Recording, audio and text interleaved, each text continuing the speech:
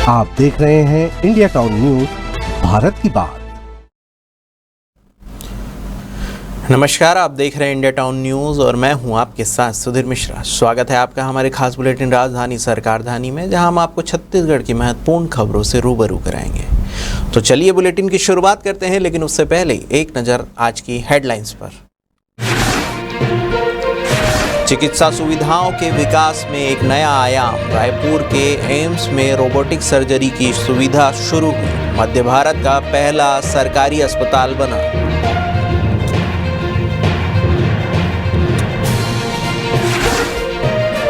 कांग्रेस की याचिका पर भाजपा का पलटवार, मंत्री संख्या बढ़ी, सियासत भी।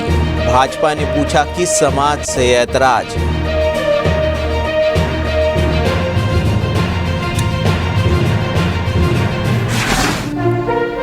डीएमएफ घोटाले में ईडी की बड़ी कार्रवाई, छत्तीसगढ़ में 28 ठिकानों पर रेड, बीज निगम से जुड़े ठेकेदारों पर एक्शन।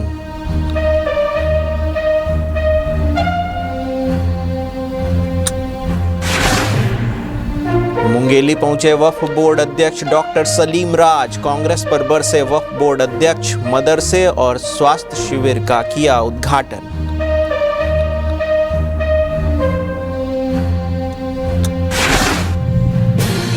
सर्किट हाउस में मंत्री की मारपीट, सत्ताधारी मंत्री का बर्बर रूप उजागर, लोकतंत्र और प्रशासनिक गरिमा पर उठे सवाल।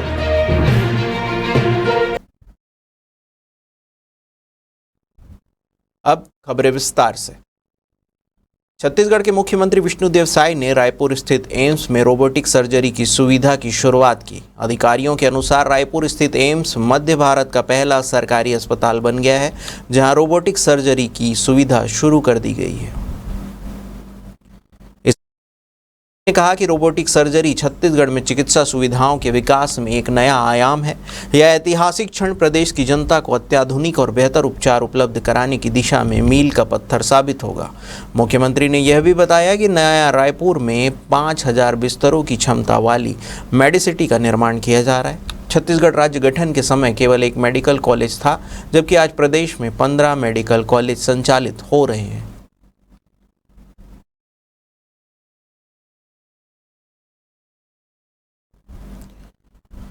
साय सरकार में मंत्रियों की संख्या 11 से 14 होने पर कांग्रेस ने हाईकोर्ट में याचिका दायर की है। इस पर भाजपा ने पोस्टर जारी कर कांग्रेस से सवाल किया है कि आखिर पार्टी किस समाज के मंत्री को हटाना चाहती है। मुख्यमंत्री विष्णुदेव साय के मंत्रिमंडल में हाल ही में हुए विस्तार में जाति समीकरण को ध्यान में रखा गया है। इसमें अंबिकापुर के सांसद राजेश अग्रवाल जहां वैश्य समुदाय से आते हैं, तो दुर्ग विधायक गजेंद्र यादव समाज और गुरु खुशवंत साहेब सतनामी समाज का प्रतिनिधित्व करते हैं।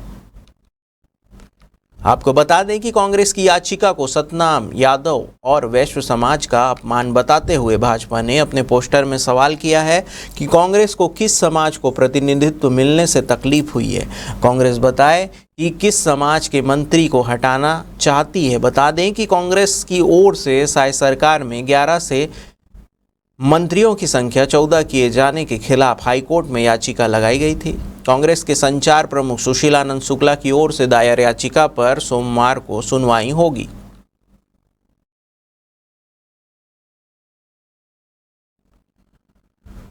छत्तीसगढ़ के बहुचर्चित डीएमएफ घोटाले को लेकर ईडी ने बड़ी कार्रवाई की है। दुर्ग जिले के भिलाई 3 स्थित वसुंधरा नगर में अन्न भूमि ग्रीन टेक प्राइवेट लिमिटेड के डायरेक्टर शिव कुमार मोदी के घर और ऑफिस पर ईडी ने छापेमारी की। 3 और 4 सितंबर को पीएमएलए 2002 के तहत ईडी ने छत्तीसगढ़ के अलग अलग 28 ठिकानों पर एक साथ छापा मारा। ये छापे बीज निगम से जुड़े ठेकेदारों, विक्रेताओं और उनके संपर्क सूत्रों के ठिकाने पर डाले गए।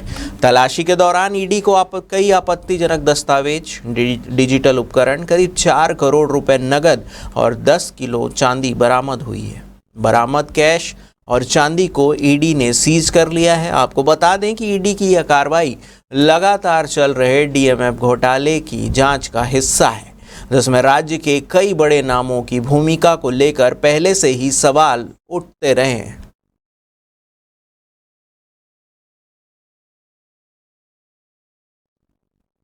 छत्तीसगढ़ राज्य वक्फ बोर्ड के अध्यक्ष डॉक्टर सलीम राज अपने अल्प प्रवास पर मुंगेली पहुंचे। इस दौरान उन्होंने पत्रकारों से चर्चा करते हुए कांग्रेस पर तीखा हमला बोला। उन्होंने कहा है कि कांग्रेस पार्टी ने आज तक मुस्लिम समाज को गुमराह करने का काम किया है।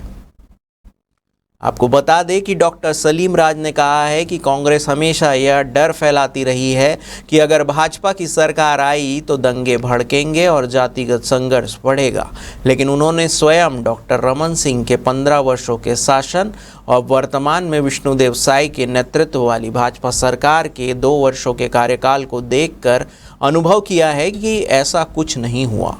इसके साथ ही डॉक्टर सलीम राज ने जानकारी दी कि वर्तमान केंद्र सरकार और राज्य सरकार मिलकर मदरसों को आधुनिक शिक्षा से जोड़ने का कार्य कर रही है। मदरसों के संचालन के लिए सरकार की ओर से अनुदान भी दिया जा रहा है।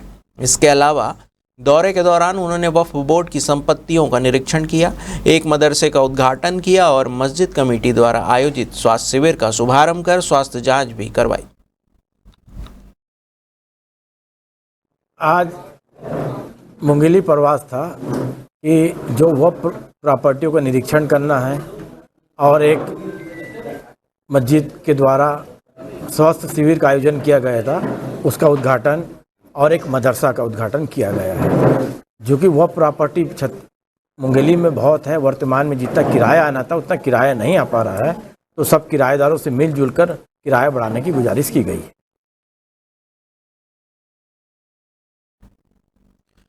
जगदलपुर से एक चौंकाने वाली खबर सामने आई है। जानकारी के अनुसार छत्तीसगढ़ सरकार ने मंत्री केदार कश्यप पर सर्किट हाउस जगदलपुर में एक कर्मचारी के साथ गाली गलौज और मारपीट करने का गंभीर आरोप लगा है। सूत्रों के अनुसार जब मंत्री केदार कश्यप सर्किट हाउस पहुंचे थे, वहां किसी बात को लेकर उन्होंने कर्मचारियों के साथ अपशब्दों का प्रयोग किया और कथित तौर पर हाथापाई भी की। मौके पर मौजूद अन्य कर्मियों ने भी इस घटना की पुष्टि की है। इस घटना ने न केवल लोकतांत्रिक मूल्यों पर प्रश्न चिन्ह खड़ा किया है, बल्कि प्रशासनिक व्यवस्था की गरिमा को भी ठेस पहुंचाई है। राज्य का कोई मंत्री अगर अपने पद और प्रभाव का इस्तेमाल कर सरकारी कर्मचारियों को डराने धमकाने लगे तो यह स्थिति बेहद चिंताजनक है। मैं किचन में नाश्ता बना रहा था, मेरे को बुलाया ट्यूशन बुलाया तो मैं गया, तो पूछे मेरे को थोड़ा छाप हो गया, तो मैं बताया थोड़ा से गया, उतना बताया तो मेरे को बोले गाली गलौज किए और कालर पकड़ के मेरे को बहुत मार रहे थे। ऐसे इतना मारे कि अच्छा क्या मारा किसी ने क्या बात, वो रूम नहीं खोले होते, रूम तीनों खुला हुआ था, रूम नहीं खोले खोलता है तो मारने देते। बाकी अपने साथ नहीं आते? हाँ, दो साथी थे, वो देख रहे थे। कौन? ये लड़की और टीचर देख रहे थे। आपने अपने ऊपर अपने यहाँ के स्टाफ सबको बताया?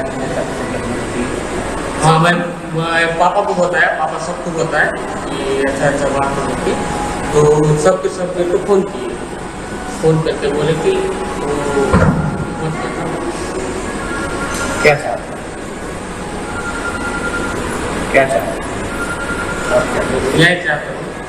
सर कलर खींच के मैंने थप्पड़ मारे हैं। किसको मारे हैं? मेरे हस्बैंड को मारे। आपके हस्बैंड कौन है? जितेंद्र पांडे। क्या कर कर्मचारी सर्किट हाउस के? जी। किसने मारा है? केदार कश्यप। हाँ? केदार कश्यप मंत्री जी मारे। केदार कश्यप मंत्री जी ने मारा है। किस लिए मारा? वो किचन में नाश्ता बना रहे थे, उनको बुलाए रूम अंदर। हाँ। और रूम नहीं खुला था बोल के मारे, रूम खुला था। हाँ, बस इतनी सी बात के लिए हाथ उठा दिया। बात से वैसी पैरालिसिस पेशेंट है। पेशेंट भी है आपके हस्बैंड? वाल्टर रिपोर्ट भी है सर, वाल्टर से। बीजापुर डिप्टी कलेक्टर पर महिला आरक्षक ने गंभीर आरोप लगाया है। इस मामले में एफआईआर के बाद जिला एवं सत्र न्यायालय से जमानत याचिका खारिज होने, एफआईआर के 22 दिन बाद भी आरोपी की गिरफ्तारी नहीं होने और मुख्य सचिव सहित बीजापुर कलेक्टर को पीड़िता द्वारा निलंबित कार्रवाई के लिए लिखे गए पत्र पर कोई कार्रवाई नहीं होने पर पूर्व मंत्री एवं वर्तमान विधायक अनिला भेड़िया ने भाजपा सरकार पर निशाना साधा है। उन्होंने आरोपी डिप्टी कलेक्टर को बचाने के उद्देश्य से बालोद पुलिस पर भाजपा सरकार के दबाव में काम करने का गंभीर आरोप लगाया है। आपको बता दें कि पीड़िता ने बीजापुर में पदस्थ डिप्टी कलेक्टर दिलीप उइके के खिलाफ शादी का झांसा देकर लगातार 8 वर्षों से शारीरिक शोषण करने, 3 बार जबरदस्ती गर्भपात कराने और लाखों रुपए का लेने का आरोप लगाया है। इस मामले को लेकर डोंडी थाने में लिखित शिकायत भी दर्ज की गई है। अपराध पंजीबद्ध होने के 22 दिन गुजर जाने के बाद भी आरोपी डिप्टी कलेक्टर फरार है। वहीं पीड़िता द्वारा बैंक स्टेटमेंट जमा करने के बाद भी आज पर्यंत तक आर्थिक शोषण किए जाने की धारा भी नहीं जोड़ी गई है।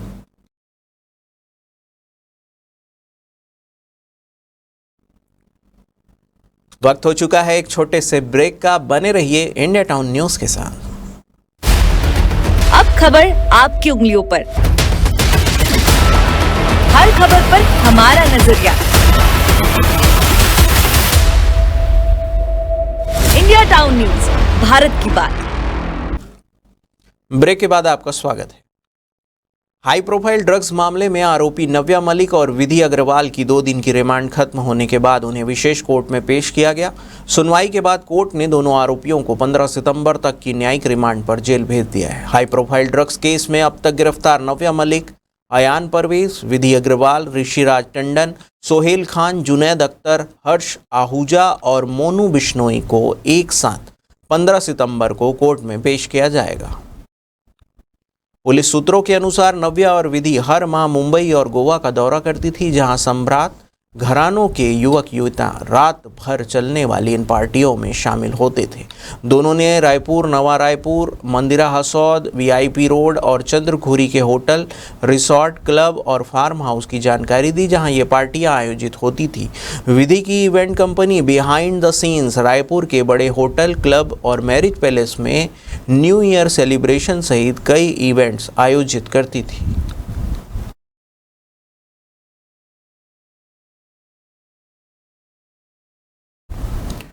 छत्तीसगढ़ के बहुचर्चित शराब घोटाले में आरोपी बनाए गए पूर्व मुख्यमंत्री भूपेश बघेल के बेटे चैतन्य बघेल की मुश्किलें बढ़ती जा रही है।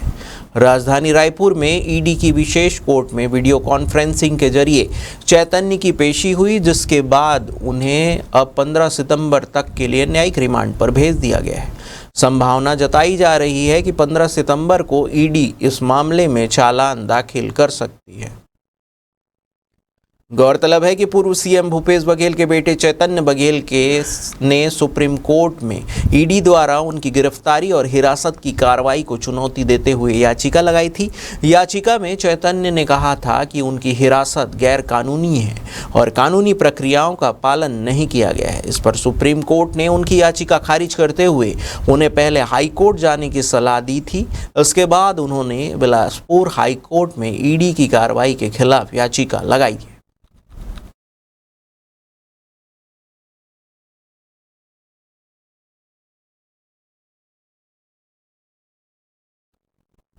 बस्तर संभाग में आई बाढ़ के मद्देनजर मध्य प्रदेश सरकार ने छत्तीसगढ़ सरकार की ओर मदद का हाथ बढ़ाया है। इस पर मुख्यमंत्री विष्णुदेव साय ने मध्य प्रदेश के मुख्यमंत्री मोहन यादव का आभार व्यक्त किया है। आपको बता दें कि मध्य प्रदेश सरकार ने छत्तीसगढ़ में बाढ़ पीड़ितों की मदद के लिए 5 करोड़ की राशि के साथ आवश्यक राहत सामग्री भेजी है। इस पर मुख्यमंत्री विष्णुदेव साय ने सोशल मीडिया X पर किए पोस्ट में सीएम मोहन यादव का धन्यवाद देते हुए कहा है कि मध्य प्रदेश और छत्तीसगढ़ न केवल पड़ोसी राज्य है, बल्कि आत्मीय बंधन से जुड़े परिवार की तरह है। आपदा की घड़ी में आपका यह सहयोग निश्चित ही बस्तर संभाग के हमारे प्रभावित जनों को संबल प्रदान करेगा।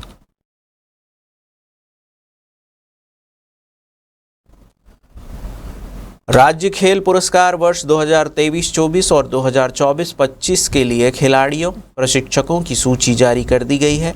इस बार करीब 80 खिलाड़ियों का सम्मान किया जाएगा। निर्णायक समिति के सर्वसम्मति से निर्णय लिए जाने के बाद खेल एवं युवा कल्याण विभाग ने चयनित खिलाड़ी प्रशिक्षकों की अंतिम सूची जारी कर दी है।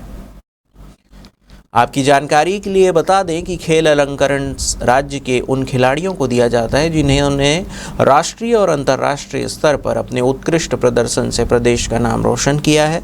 यह सम्मान न केवल खिलाड़ियों के परिश्रम की सराहना है, बल्कि आने वाली पीढ़ियों को खेलों के प्रति प्रेरित करने का भी माध्यम है। खेल विभाग की बैठक में विभिन्न खेल संघों से प्राप्त प्रस्तावों पर विचार करते हुए खिलाड़ियों का चयन किया गया है।